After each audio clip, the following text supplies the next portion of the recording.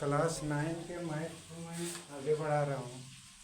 आज है कि वास्तविक संख्याओं का दशमलव प्रसार कैसे होता है, यानी वास्तविक संख्याओं को दशमलव के रूप में कैसे लिखते हैं। दशमलव इसका मतलब होता है जब भी उसमें भाग होगा तो 10 से या 10 के मल्टीपल से 100 से, ठीक है।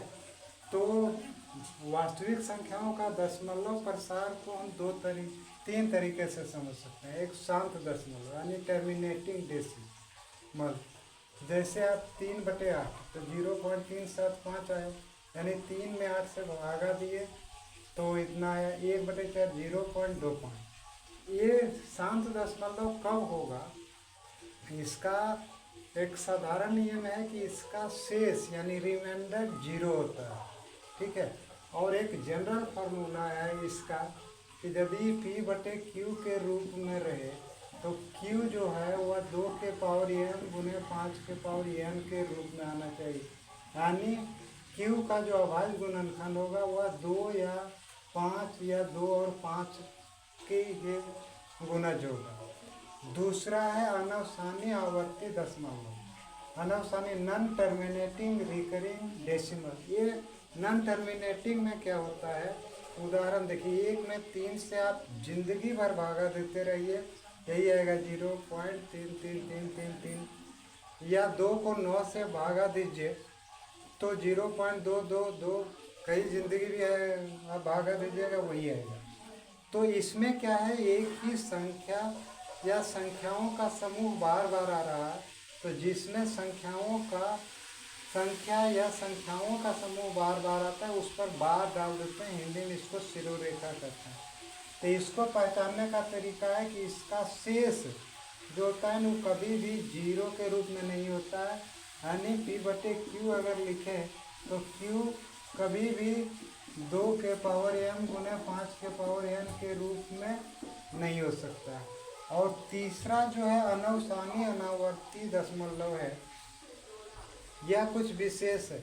इसमें ना तो आपको टर्मिनेटिंग का लक्षण मिलेगा ना नॉन टर्मिनेटिंग का मिलेगा, क्योंकि इसको न आप P/Q के रूप में लिख सकते हैं, P/Q के रूप में भी नहीं लिख सकते हैं, और ना आप इसको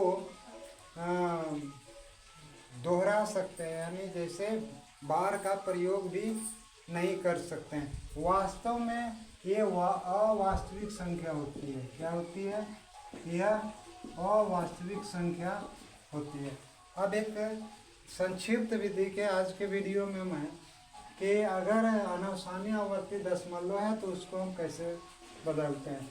तो वैसे तो जनरल फार्मूला है कि जैसे कोई अंक रहेगा, दशमलव हटाना है तो दशमलव के पहले 0 रहेगा तो उसको छोड़ दीजिएगा, और अगर कोई अंक रहेगा तो पूरा ले लीजिएगा, और दशमलव के लिए 1 और दशमलव बाद जितना अंक होता है उतना 0 बैठा दीजिएगा। लेकिन प्रॉब्लम आता है कि यदि दशमलव के बाद उस पर शिरोरेखा या बार है, तब इसका नियम क्या है कि जो भी अंक है जिस पर बार है उसको आप P के रूप यानी ऊपर लिखिए, और जितने अंक पर बार है उतना 9 लिखिए। यहाँ 1 अंक पर है तो 9 हुआ। दूसरा आपका आ सकता है कि 0.53 और 3 पर बार है, तब क्या करेंगे, आप पहले पूरी संख्या को लिख लीजिए, जिस पर बार नहीं है उसको घटा दीजिए। 1 अंक पर बार है तो 1 9, और 1 अंक पर बार नहीं है तो 0, यानी 53 - 5 48/90 होगा। फिर सरलतम रूप में लिख लीजिएगा। आपको अगले वीडियो में इन जो अनवसानी अनावर्ती दशमलव है इसको दीर्घ से विस्तार से कैसे हल किया जाता है उसको बताएंगे। प्लीज़ लाइक और सब्सक्राइब करें।